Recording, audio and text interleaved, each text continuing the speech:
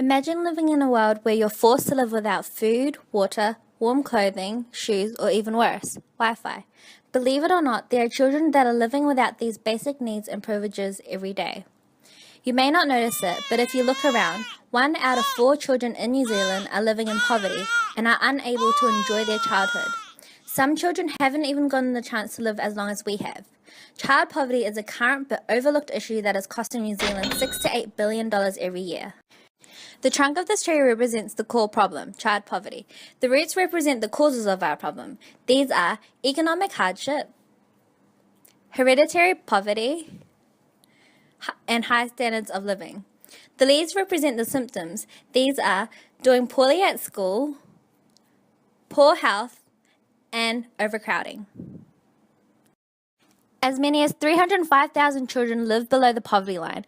Child poverty doesn't only occur in New Zealand, it's a global issue. About 22,000 children worldwide die living in poverty. That's equivalent to 1 child dying every 4 seconds. We have to ask ourselves as a nation, are we really prepared to allow our children to grow up this way? Child poverty is often a lifelong sentence. Living a life deprived of basic needs can cause long-term mental, emotional, and physical damage to a child. It can mean feeling isolated and different to their peers, having increased illnesses, doing badly at school, which could ultimately lead to being unable to get a good job later in life. This may also lead to falling into a life of crime during adulthood. One of UN's sustainable goals is to eradicate extreme poverty for all people everywhere by 2030. Reducing child poverty would also reduce poor children turning into poor adults. To assist this goal, we need to start reducing child poverty within our own country. How can we decrease the government spending on child poverty so it is better spent on other society needs such as hospitals? Eradicating poverty may seem like an impossible task. Alone we can do little, however together we can do so much through the use of Lend a Hand. It is a non-profit app where you can track your donations such as food, clothes, blankets and toiletries to be distributed to families experiencing child poverty. This app is innovative, fun and benefits not only the children but the government and users as well, as they gain something in return. How does it work?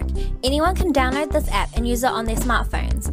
There are drop-off locations throughout the country for your donations. As you drop your items, you scan your ID QR code and earn points with what you have donated in exchange for vouchers and discounts with our partnering organizations such as McDonald's, Countdown and many more.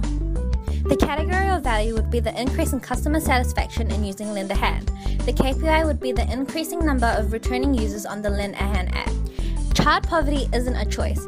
We have to act as a nation to ensure that our children are taken care of and are provided with equal opportunities because every child counts.